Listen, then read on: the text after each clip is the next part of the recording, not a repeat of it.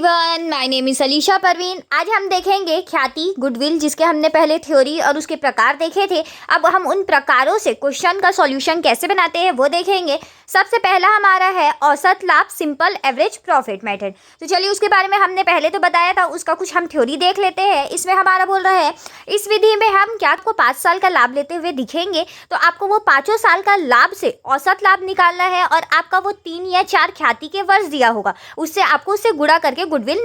इसके लिए मैं एक थ्योरी बताती हूँ। इस विधि के अंतर्गत फर्म के पिछले कुछ वर्षों के लाभों का सरल औसत निकाला जाता है तथा इस औसत लाभ के बराबर 2 गुने या 3 गुने आदि जैसे कि ठहराव हो के बराबर ख्याति का मूल्य ज्ञात किया जाता है। इसे ख्याति की सामान्य विधि भी कहते हैं।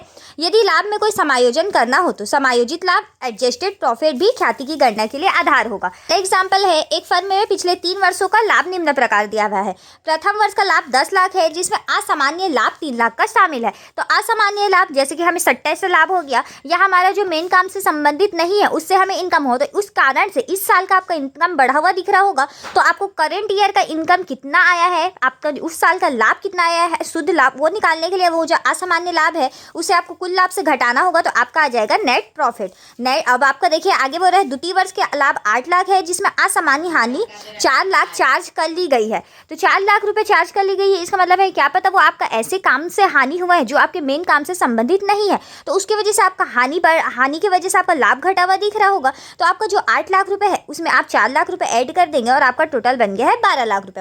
वैसे ही तृतीय वर्ष का 12 लाख रुपए है, जिसमें मशीन के बीमे के 4 लाख नहीं दिए गए, तो आपको देना चाहिए था। तो आपका 12 लाख रुपए है, उसमें 4 लाख घटाया गया है मशीन का बीमा का, जो कि अब 8 लाख रुपए हो गया। तो टोटल आपका इसका प्रॉफिट निकाला गया है, तो आपका हो गया है 27 लाख रुपए। हमने 3 ईयर्स का हमने प्रॉफिट लिया है, इसलिए हम उसे टोटल प्रॉफिट से डिवाइड करेंगे 3। हमारा देखिए 9 लाख रुपए एवरेज प्रॉफिट आया है, औसत लाभ आया है। अब गुडविल निकालने के लिए क्वेश्चन में हमें 4 वर्ष के क्रय के बराबर बोला था, तो जो भी आपका औसत लाभ आया है उससे हम 4 को गुणा कर देंगे। अगर 3 होता तो हम उसे 3 से गुणा करते, तो हमारा आ चुका है औसत लाभ विधि से गुडविल। वैसे ही एक क्वेश्चन और देखते हैं, अगर किसी वर्ष हानि हो तो उस कंडीशन में हम कैसे निकालेंगे। तो उसके लिए देखिए क्वेश्चन है, एक फर्म की ख्याति का मूल्यांकन पिछले 5 वर्षों के औसत लाभ के 3 गुने के बराबर किया जाता है। 3 गुने के बराबर यहाँ पे आपका गुडविल के लिए गुणा जिससे करते हैं वो बता दिया है। पिछले 5 वर्षों का लाभ इस प्रकार है, प्रथम वर्ष का 10,000, द्वितीय वर्ष का लाभ है 12,000। अब देखिए अब तृतीय वर्ष में हानि हुआ है 8,000 का, चतुर्थ वर्ष में आपका लाभ हुआ है 15,000 का, पंचम वर्ष में 16,000 का। ख्याति का मूल्य ज्ञात करना है, तो यहाँ पे आप कैलकुलेशन देख सकते हैं। पहला वर्ष में आपका 10,000 था, 12,000 था दूसरे वर्ष में, अब तीसरे वर्ष में हानि था जिसे हमने साइड में लिखा है।